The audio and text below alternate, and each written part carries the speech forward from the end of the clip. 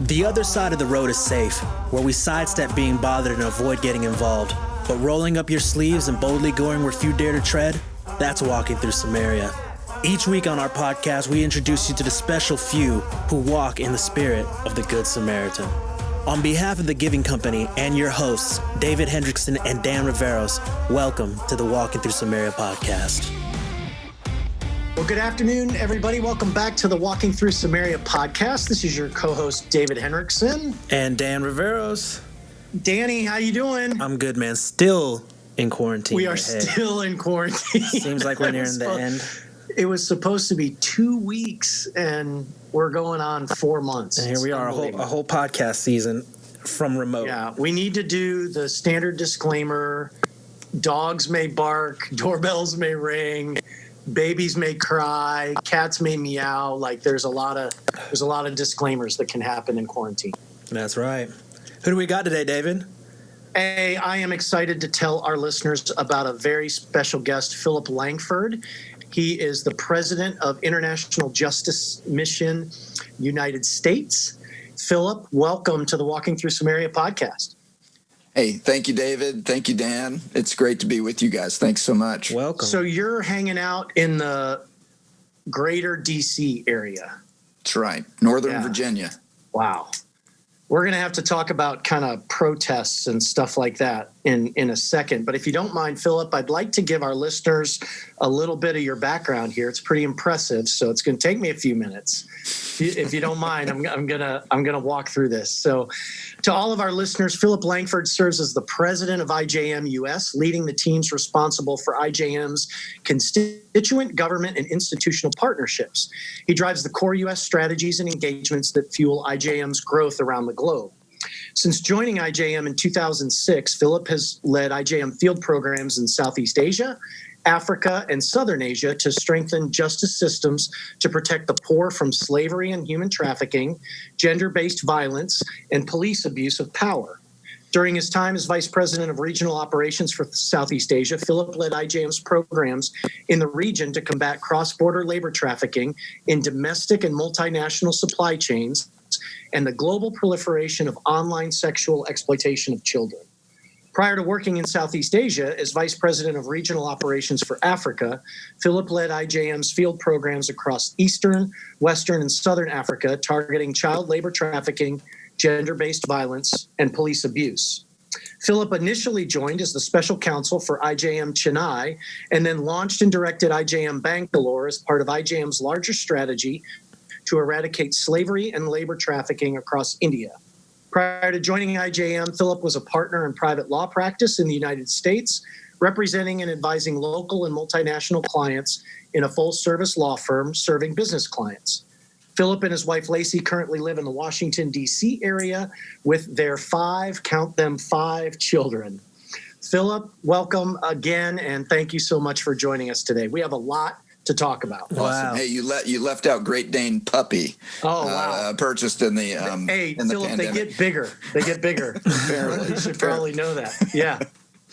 So, hey, Philip, Dan and I, you can probably tell, are fairly casual in some of these conversations, but this is a pretty serious topic, or a number of series of topics that we want to discuss with you. And it really is a privilege to have IJM on our Walking Through Samaria podcast, because you guys, I think, embody the parable of the Good Samaritan on a daily basis. But before we go there, Dan, what is our term for people that spend a lot of time in corporate America before, embracing nonprofit cause-based work? What do we tend to refer to them as? Corporate weenies. I think that's the term. I think that's the coin term. So, and we say that, endearingly, Philip. I'll wear that with That's pride. what we were. That's what we were. But we do have to ask, you're a legal eagle. You're sort of a high-flying private practice lawyer. What draws you to the work of International Justice Mission? I loved the work, honestly. I've met a lot of miserable lawyers in my time. And you enjoyed private practice. I did. Yeah. I did it for about 10 years. Loved the people I worked with. Actually really loved the people I practiced against, too. Worked in a great bar. And But I think for me, it was just that sort of phase of life as you're growing, your kids are getting older, you're many years into marriage, and all of the things that you thought you had figured out, you hadn't quite figured out. But I think I began to experience what I would probably say was something around the power of seeing, or really seeing, of really believing, and then beginning to make some space for dreaming. But really sort of lifting my eyes about what could be. So part of it for us, David, was somewhat by accident. Lacey and I began to draw close to the stories of people trapped in brutal slavery. Yeah. And we heard the stories, names, faces, and you just begin to think, well, how can that be? That it can't be. It's got to stop. I've got to do something. And about the same time, beginning to sort of look at what it is that I say I believe, that I've always said I believed about God, and truly just seeing not a whole lot of showing up for my neighbor in crisis, a lot of walking around the other side of the road, honestly. Yeah, you stay on the other side of the road, you walk on by, like a Dionne Warwick song, right? Totally. So and did you see Gary in the supermarket, like in the vegetable section, or like how did that go down? The way it worked out logistically in the midst of this like sort of self-inventory was a good friend of mine that I practiced law against had been tracking IJM since its early days. Nobody knew anything about IJM in those days. And he had been tracking IJM for quite some time, following Gary wherever he could find him. And IJM had posted a job for an experienced lawyer in India. The IJM was looking for an experienced lawyer, advertising in the United States, to go to work with a team of Indian lawyers, investigators, and social workers to rescue families out of slavery in brick kilns and rice mills, little girls out of brothels. Jeez. And my buddy was swept off his feet by it, and Lacey and I were too. And truly just began to, oh my gosh, what if it's actually true that Jesus is on the move in the world? Yeah. He wants to make all things new. He wants to restore all that's lost. And what if it's actually true that he wants me with him? What if he wants us there with him? Because he loves us so much and wants us to be part of that great renewal. And so we just were swept up with longing and desire. Wow. That's awesome. So did you beat out your buddy for the job like you did in the courtroom? Like, is that that's sort of a terrible way to end your good, summary there? Well, it's so funny, actually. I'm just going to call his name out right now. Andy Pippinger, Chattanooga, Tennessee. Sorry, Andy. You made it in the first 5 minutes. That's right. But he applied for the job. And because he thought that was the best way to get somebody at IJM to talk to him about the real deal for an American family going over there to get to work. The one mistake that he made is he did that without talking to his wife first. But so that was the way it went down. One of the things I do think that was so foundational for us, and to this day, and so shaping for us, was as we talked to Andy about this and got the download, we were at once just stirred up with immense longing, desire, like, oh my gosh, what if God could actually use us to bring rescue and restoration and transformation in these communities? But then all of a sudden we started to actually have all of our questions and objections. We'd never been anywhere in the world. Yeah. Is it fair to the kids? Will the kids be safe? What about Little League Baseball? And I will never forget another good friend of mine. As we were walking through this, he said, hey, let's get one thing straight. Let's get one thing straight. As you sit with God, as you sit with your community, what do you really want? Mm-hmm. Let's get really clear about that. And then let's find even small steps, practical ways to step in the direction of that longing and desire. And so, in other words, let's put those questions on hold. We'll answer those in time as we walk down the road toward longing and desire. And that proved to be, I think if we had not gotten that advice, we probably would have just been overwhelmed by the questions and the objections. And you and Lacey were signing up for India. That's where you went in your first stint. Mm-hmm. Wow. Good for Yeah, you. we started in Chennai, India, and spent most of our time in the state of Karnataka as we expanded the footprint to that part of the country. Well, as we always say, Dan and I talk about this a lot.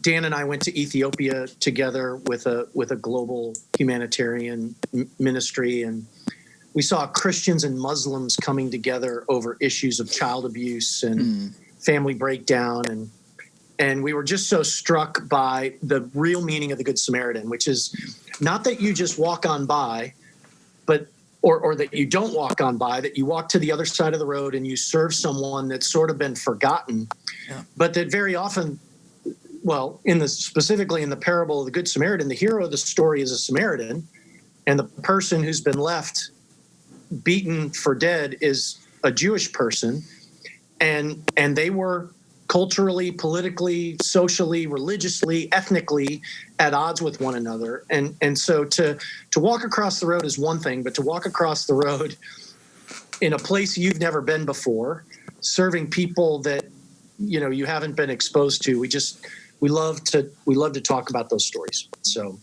this fits right in with the parable of the Good Samaritan in Luke chapter 10. We picked quite a week to have this conversation, Philip. You're in Washington, D.C. We've seen some of the issues happening with the demonstrations in Washington, D.C. And I think when most people think about international justice mission, they think about these issues of human trafficking and slavery. In the research that I did, it seems to me that IJM is really all about dignity, human dignity.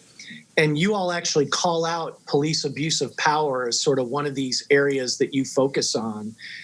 Can you maybe talk a little bit about how IJM is sort of viewing the George Floyd situation, and what do you think it means for all of us that are trying to be better at being the Samaritan in the story?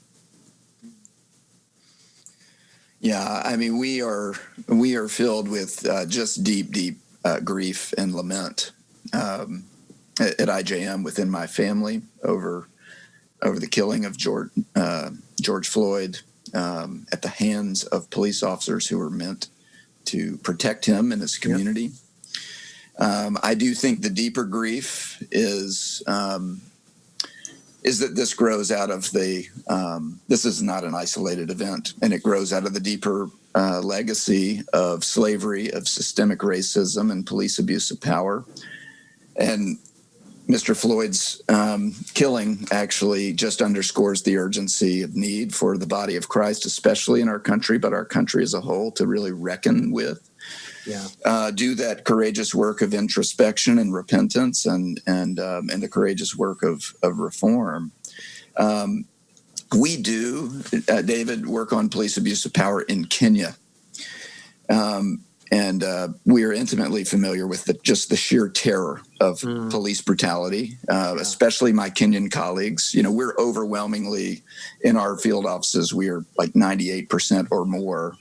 Nationals of these countries are running it. Yeah. And they've run hundreds of cases of police brutality, walked alongside families who have had loved ones murdered.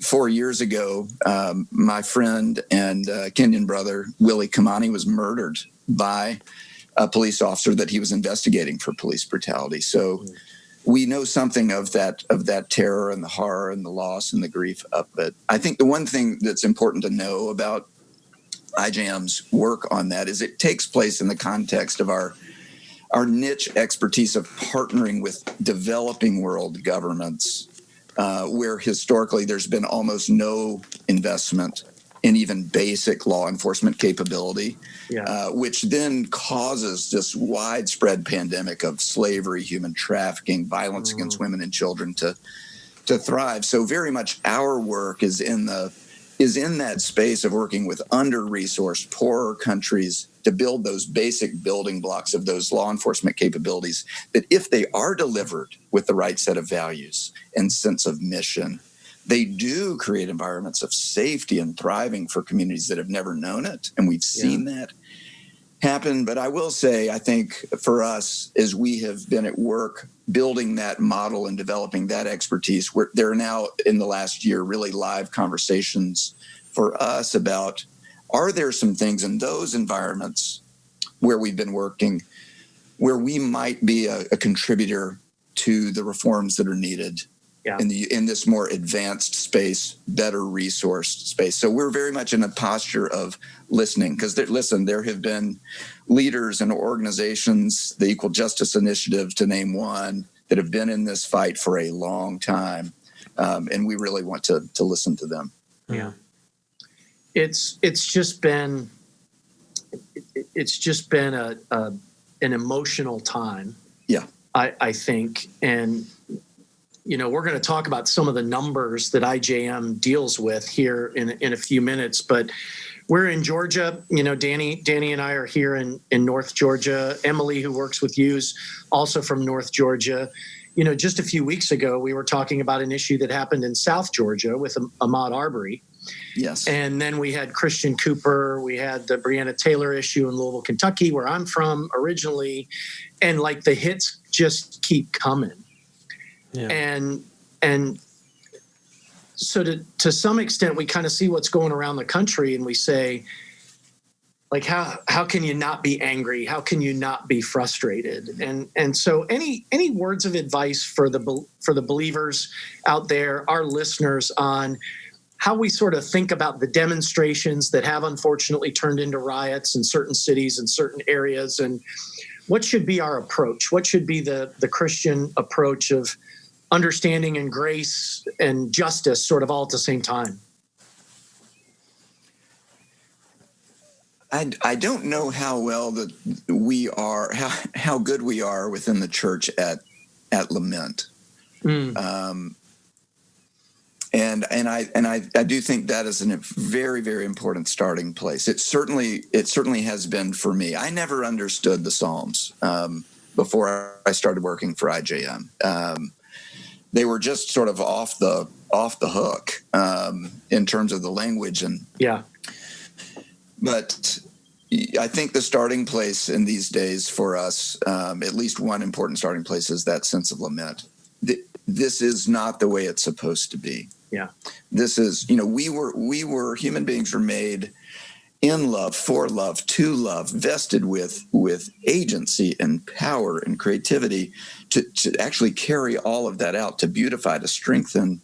And of course, since the days of Cain, this has just been turned on its head. This is power turned upside down. Yeah. It happens in institutions like police forces. It happens in our one-to-one engagement with one another, even in our families. And so I think there is very much, though, in these days, yes, that is not right. And it has not been right for a long time. And I think we need to learn that our God, his chest and shoulders are broad enough for us to pound on, to cry out, how long do you not see?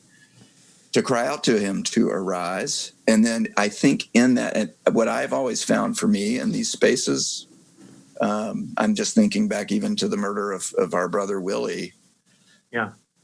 The key to finding sort of the vision and the path through was to come to God in that, to begin to see actually what does God care about, and where are those places that I can put my feet in terms of step to show up as the Good Samaritan, to be a part of the change. That's good. That's good. So before George Floyd and Ahmaud Arbery and Christian Cooper, we were talking about COVID. According to IJM, the pandemic has had the biggest negative impact on vulnerable women and children, and violence increases. Can you help us understand that a little bit better? I mean, as you would imagine, you guys have been to these places, and the depth of poverty. These sorts of crises, pandemics, always hit the poor the hardest in every phase of life, because there's no safety net, there's no security net. And in the poor around the world, the developing world, overwhelmingly work in the informal sector, rely on daily wage work. And so when these governments began to lock down in a sincere effort to contain the virus, this means that these folks are just cut off from their sole source of survival. We're seeing it, for instance, in India, just what has actually been uncovered that was probably not seen even by India's own government was like this population of some 130 million people in the informal sector who've just been in many ways abandoned in the lockdown with like a day's ration. Oh my God. And now massively vulnerable to the sort of debt bondage loan sharks that actually lead people into slavery. So that's a real risk.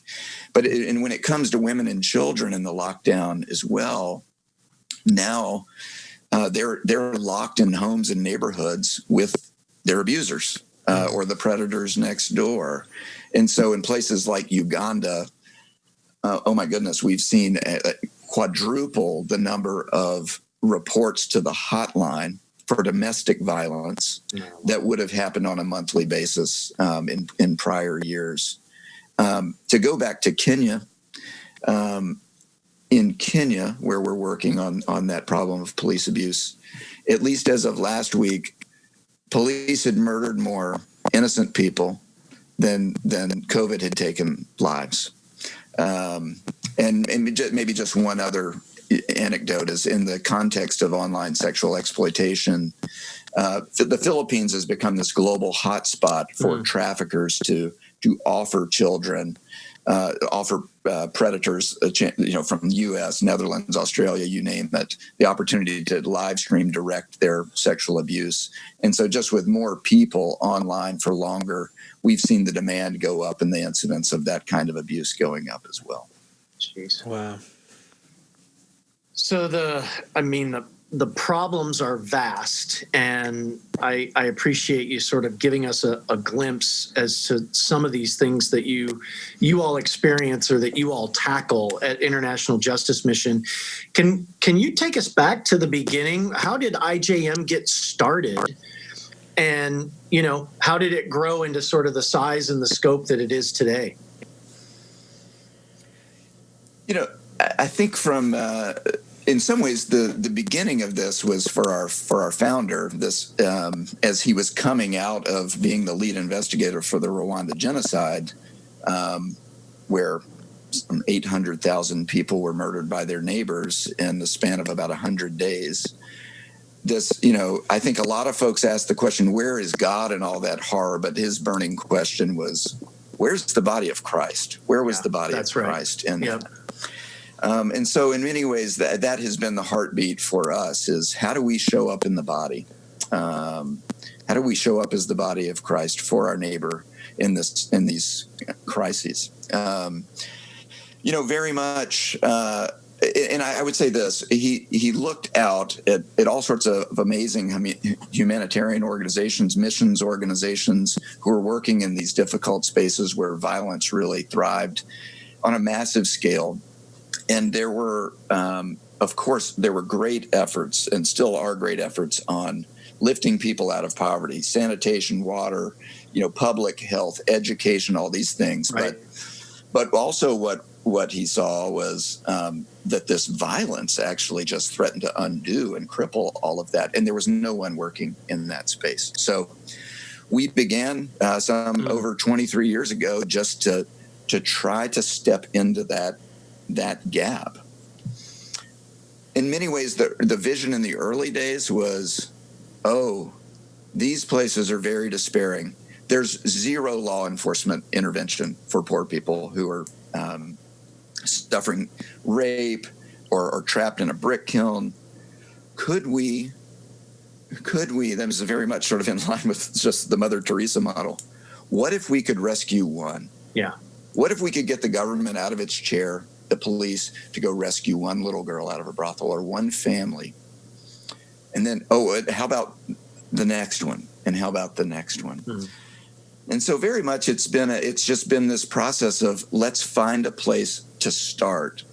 And it's a longer story, and I'll take a breath, but truly it has gone from where we find ourselves now is having moved from not just could we rescue one, but could we actually offer the world several examples of countries that have been transformed in their capacity to protect their poor, to now actually dreaming about an unstoppable momentum where we might see 500 million of the world's poor safe and protected and never have to be victimized in the first place. So we're about 25 offices around the world, about 1,000 staff. About 98% of those are nationals of their own country who love their countries, and are showing up and putting their bodies between oppressor and oppressed every day. Man. Wow. So, I mean, that's rapid growth, right? 23 years, now 25 countries. I mean, the size staff that you have, I guess on the one hand, you guys are doing amazing work. On the other hand, there's a lot of need. There's a lot of need out there. I want to hit on some of the numbers. Yeah. And have you sort of talk about the vastness of the challenge that you all are sort of trying to tackle. According to International Justice Mission, you say there's over 40 million people in slavery today. Human trafficking is a $150 billion business worldwide.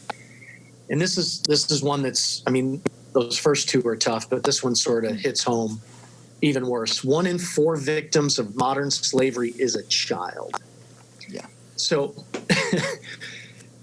I mean, the numbers are really tough. What is going wrong in the world that is causing this level of indifference to the human condition? Well, I think, there are a couple of ways to come at that. There's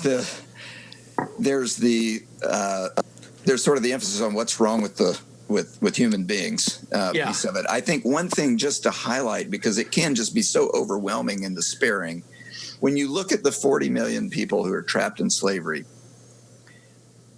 here's a bit of the good news, if you will, about that.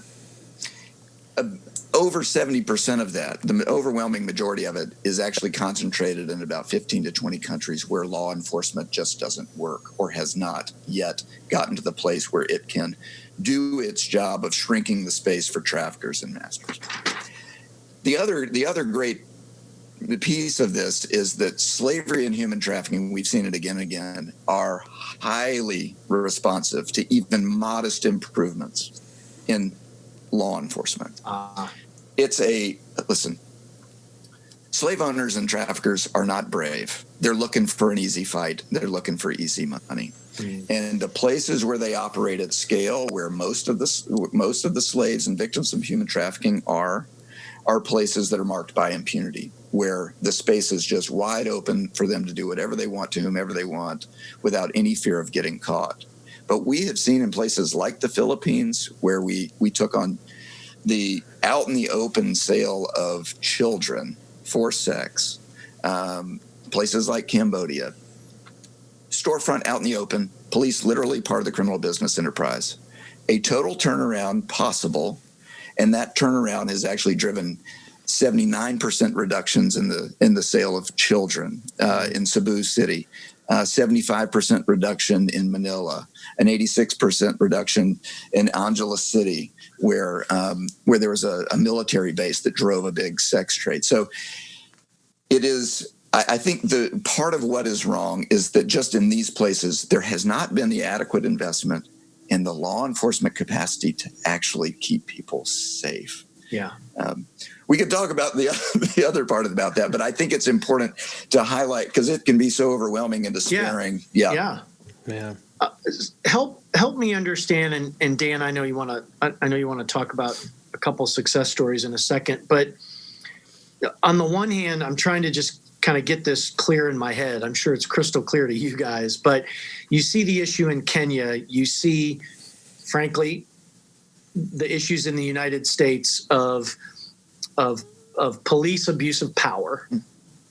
And yet it seems as though the work that you do is dependent upon government collaboration and to some extent police collaboration and sophistication.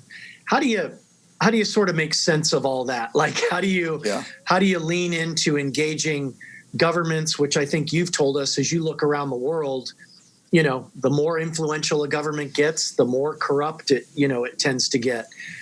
Probably same with sophisticated police forces. Like, they go sort of hand in hand with size and scale, and yet critical to your model is effective collaboration with those institutions. help us sort of get that straight in our mind, how that works in your world. Yeah. Law enforcement is, oh my goodness. I mean, in every country, in our country, and everywhere we work, it's so sensitive because government owns the monopoly on the coercive power of the state. And so how that power is dispensed, for whom it's dispensed, in what way it's dispensed, it's so much the ball game. Yeah. An NGO, a corporation, can't own that coercive power. We wouldn't want that. Right. And the Bible teaches us actually that government at its best provides order, restrains violence, especially violence against the most vulnerable. So there is no option but to work with, collaborate with government. And I think part of the way we square it as well as we look at the scriptures is, and I think this has been lost at some level by the church, is our mission is, of course, always been to love our neighbor as ourselves, to love God with all we've got, and love our neighbor as ourselves. Yeah. But there is also a high calling. It has always been the people of God who have had a prophetic voice to rulers about how they use their power. Mm-hmm. And that's why my brother Willie Kamani is dead, because he was using his prophetic voice. That team was using their prophetic voice to their country about how police power was being dispensed. That's why Martin Luther King was assassinated. He was a prophet. He raised his voice and was gunned down for it. And so I think we have to find our prophetic voice as a church to rulers about how they use their power. And that's a sensitive thing, and that is meant to be carried out with great sensitivity and graciousness and love. But it's always hand in partnership, always hand. And our mission is for your mission to succeed, but also helping them draw close to the reality of the people that they serve, so that they can really see. So, I mean, the work is draining, undeniably. It has to be, just, with the numbers and what you're dealing with. How do you stay motivated? Is it success stories, or, what recharges your battery to keep going with this?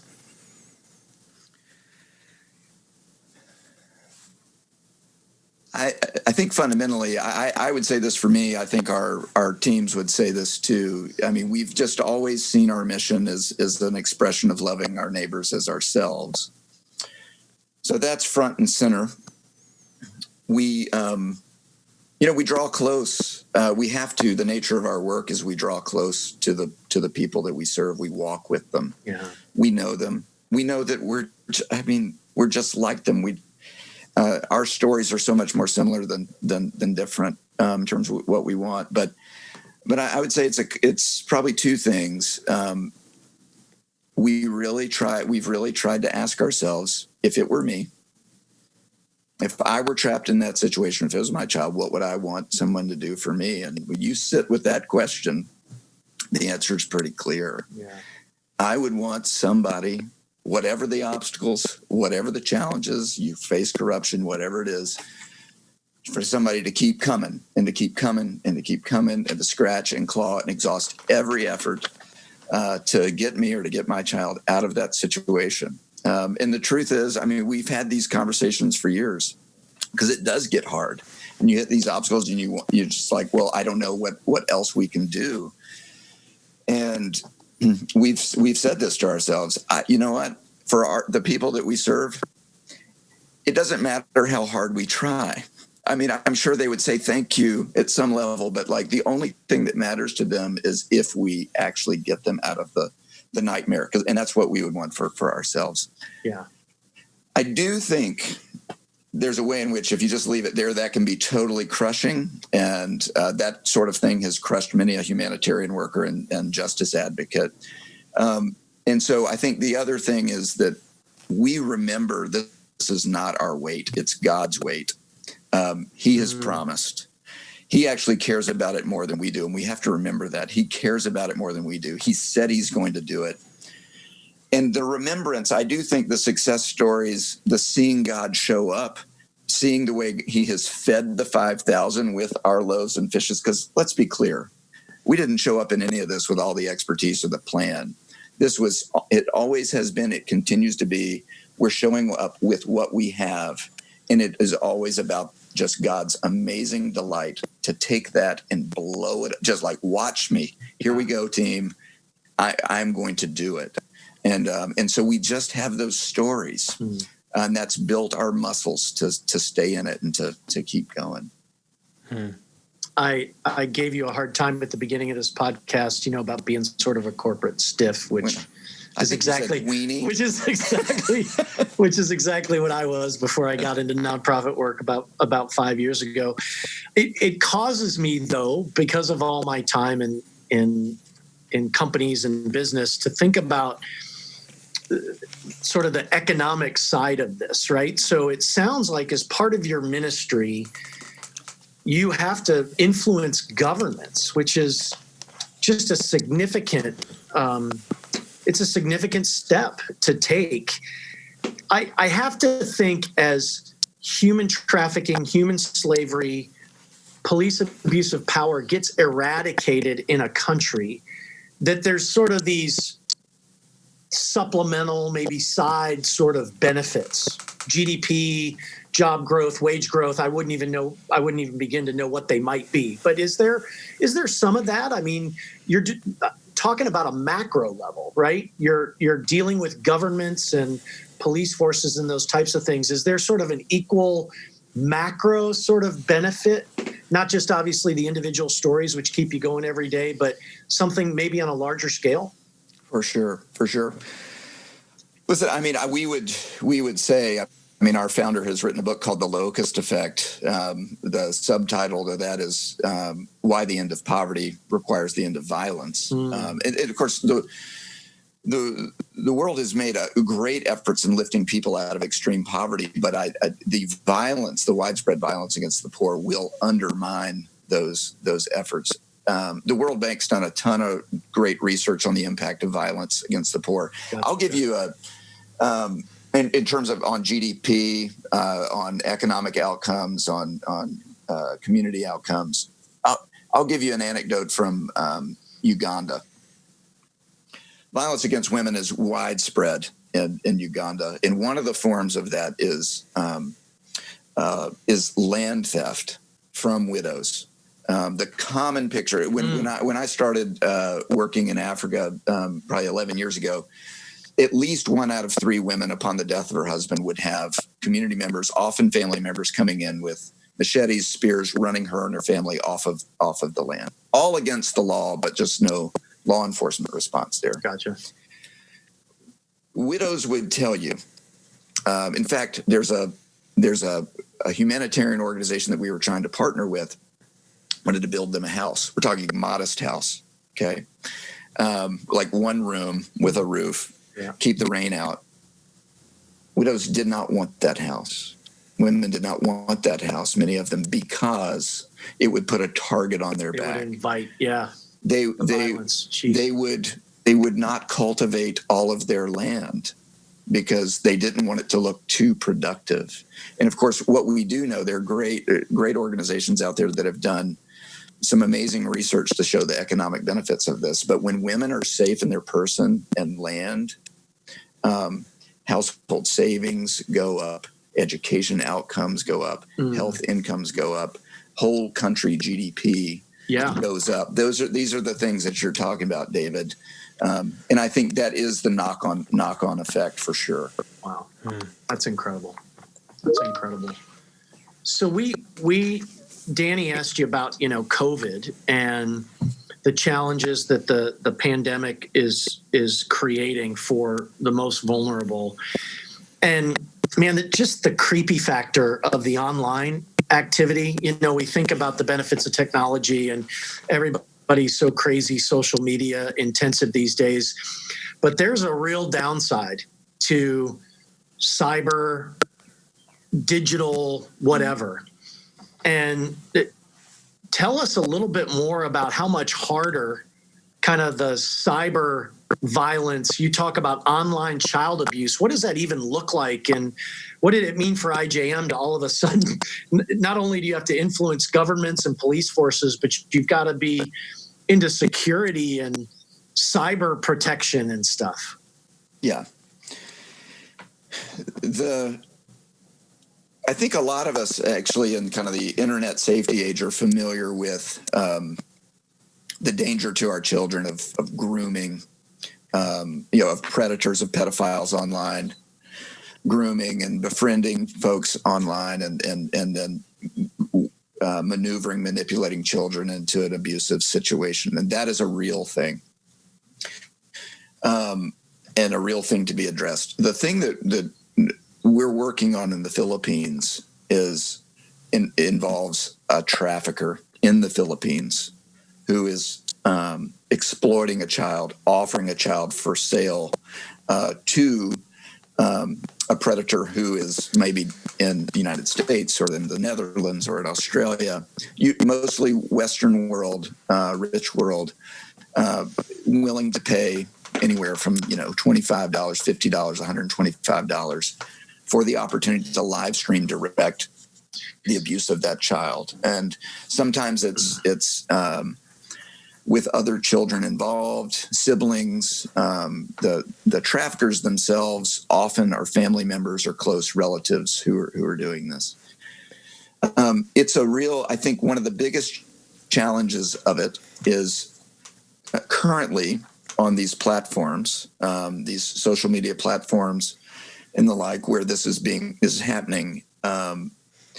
There's not the technology that is deployed at this point to allow for real-time detection of it, which means that what often happens is that we get these cases in the Philippines where we're helping the Philippines authorities track down the trafficker because a pedophile or predator made a mistake in their sharing.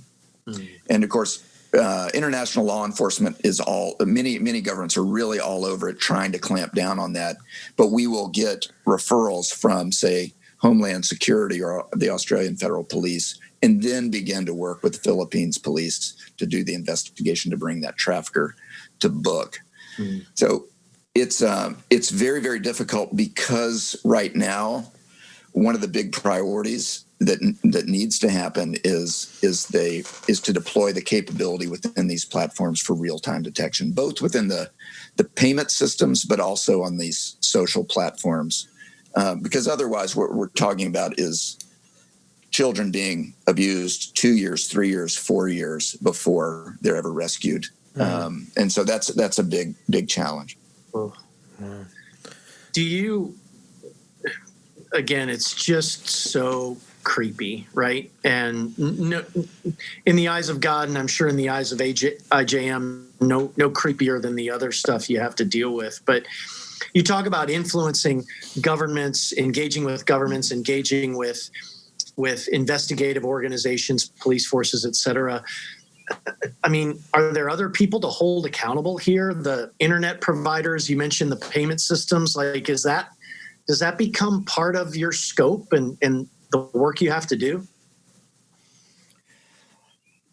I think one of the really hopeful things in these days for multinational companies operating in these spaces that have been marked by impunity for traffickers and abusers for so long is, number one, to recognize that so many of them actually are finding that there is slavery and human trafficking in their supply chain, or the recognition that my platform that I intended for good is actually being used to exploit children. Yeah.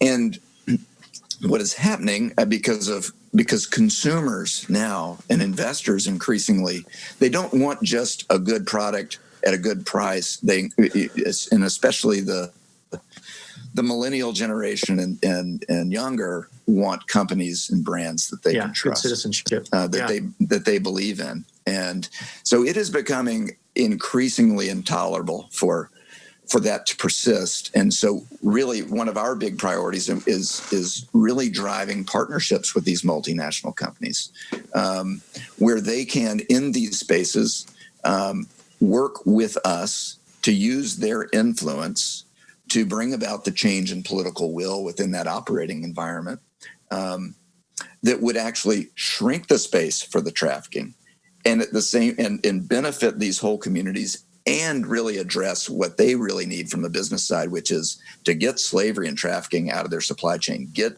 exploitation of children out of their platforms. So lots of promising examples of that in these days. And I'd say, I think that's only going to grow. That's good. That's good. Could you share some of your most memorable cases? And are you still doing casework yourself? We're trying to picture you running up the steps of the courthouse, Philip, in like a scarf and an overcoat and a briefcase. Is that still what you do? It's not what I do anymore. I don't look much like a lawyer anymore. I say to my children when they ask me what I do, I'm like, I go to meetings. On Zoom now. Yeah. Yeah. I mean, truly, I've seen my role for quite some time is truly looking to leverage the impact and the hope of what we do to move thought leadership and resources and priorities to the places of greatest need with the greatest amount of force. So that's what I do. I will never forget the first case that I ever worked on in India. In India, so at the time, tens of millions of Indian citizens trapped in slavery by their own countrymen. And we had the goods on a rice mill that was just down the street from a law enforcement office. So it's not a clandestine enterprise. It's there. You could see it anytime you wanted to. But look, we take the evidence to this authority because we can't go like knock down the door of the gates of the rice mill. This is the government's job, and we bring the evidence to this law enforcement official, and he's busy. It's all an abstraction to him. He's got 1,000 different priorities in his district. He doesn't need another one. Yeah. And he says this too. He says, here's the other thing. I know the people that you're talking about. I know what they're like. These people, and they come from the sort of lowest class. A lot of us would know them as untouchables. I know them. We'll rescue them. And all they'll do is go right back into bondage. They'll just take another advance because that's what they do. And I remember saying,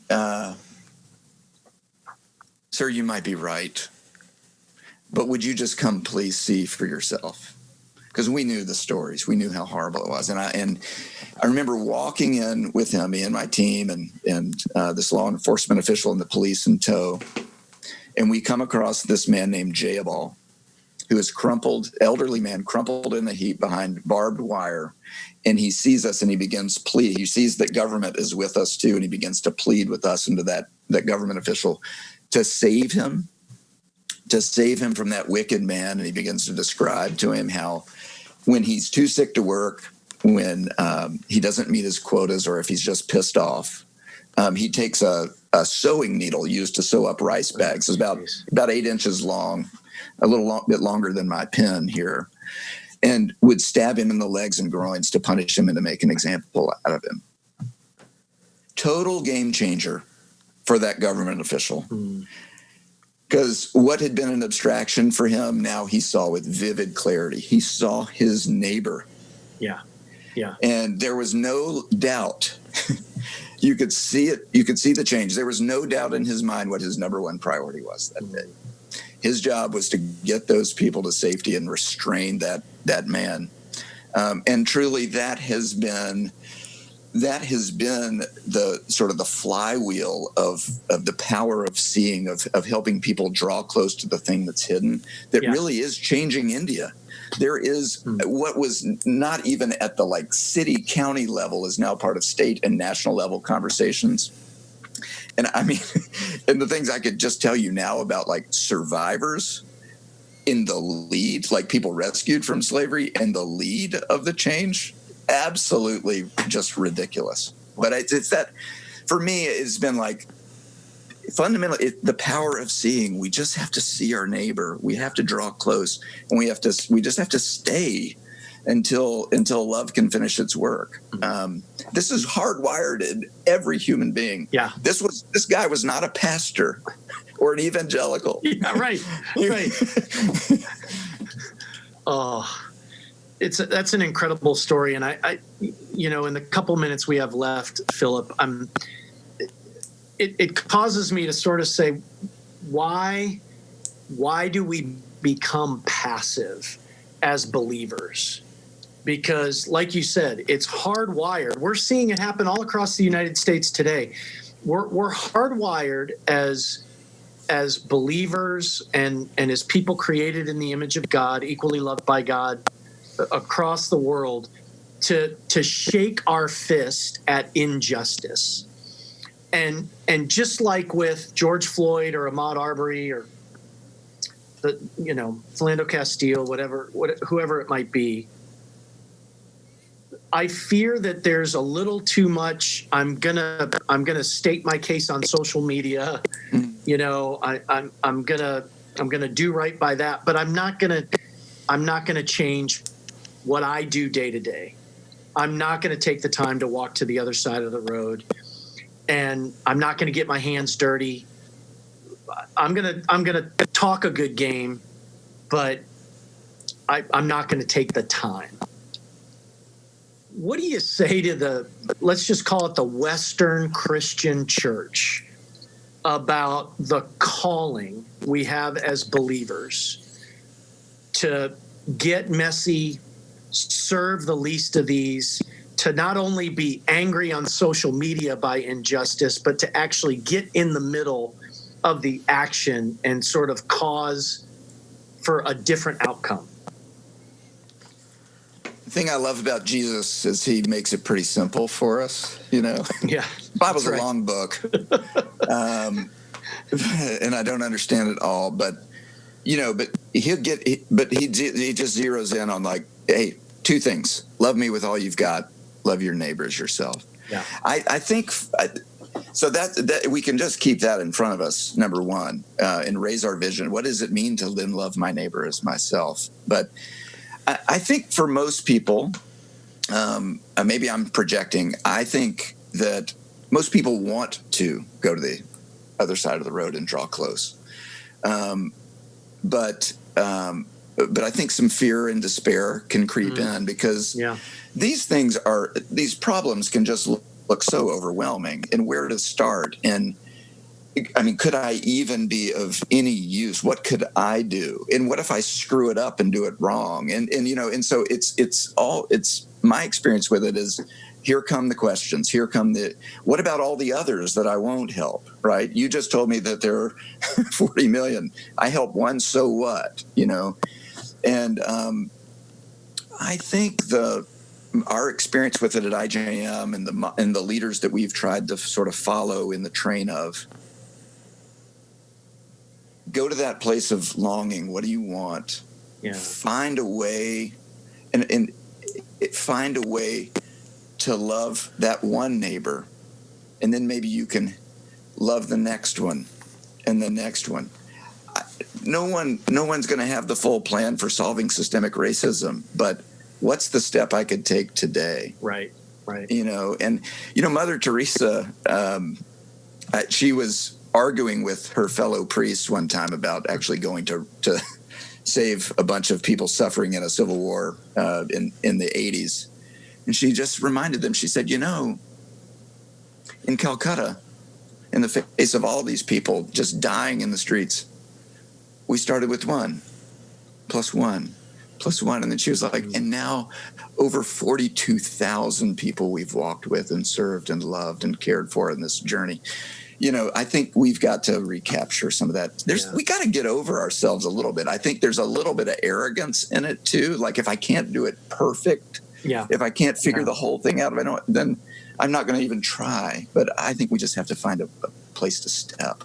Yeah, that's good. I worry about coming off to our listeners as sort of being judgmental, because that's not it at all. This is all of us. And I love the guidance that you've given, which is just, hey, one person take one step.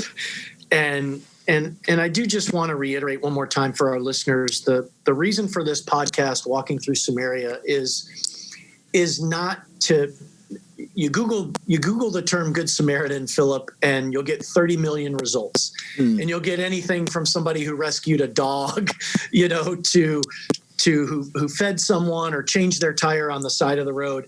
The implication of the Good Samaritan, though, was the Samaritan was the hero and the Jewish person was the one left for dead. And there's this idea that serving is one part of that parable, but the other part of the parable is the people that are not like us. And that's where I would encourage our listeners, and frankly would try to encourage myself on a daily basis, to heed your words of find that one person who's not like you, who needs to be cared for, needs a couple days in the inn to be fed and have their wounds nursed, just like it was told in the parable. And that's a good enough start, right? It's a good enough start. Yeah. And I think, and it will grow the muscles of love and compassion that will lead to greater vision and I think greater impact. Yeah, that's good. Yeah. Well, Philip, as we close, I just want to say thank you so much for spending time with us today in a really difficult time for our country, really difficult time in the world. And I want to just thank International Justice Mission and all of your 1,000+ staff for the work that they do. I'm hoping that maybe we've triggered something in the spirits and the souls of our listeners. How might they follow you guys, get connected with you all, start to maybe lean into the work that IJM is doing? Yeah, I would say, if this does stir up longing and vision, the best, follow the best advice that I got, which is to find that place to sort of take steps in the direction of that longing and vision. And so that for some, that could look like just continuing to show up and ask questions and understand and do research on what the nature, the scale of slavery and why it persists. Would love, I think one way to do that, to grow in that understanding, would be to follow us on social, on Instagram or Twitter at IJM. I think the other thing too that is catalytic for us is to find even some way to offer a small piece of our power to the fight. And it's not everything, but one thing, very practical step, is folks could join us as freedom partners, who truly are those good Samaritans who've gone over to the other side of the road, to join with us in praying regularly, the lament, the celebration, the whole thing. They raise their voice at different times to Congress to actually move the halls of power behind the oppressed. And they give at least $24 a month to sustain the fight on the front lines. So if that were to feel like a good start, you can find more information about that at ijm.org/Good Samaritan. But I would just find a place to start, whatever it is that you do. That's awesome. Did you hear that, Danny? ijm.org/Good Samaritan. I'm logging on right now.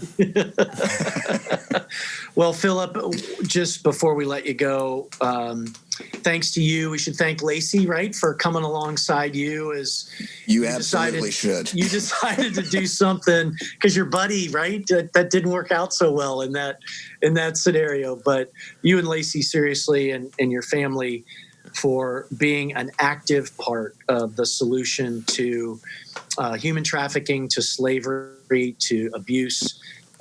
We will be praying for you guys at IJM. Thanks again for your time, and blessings and safety to all y'all. Thank you, David. Thanks, Danny. Guys.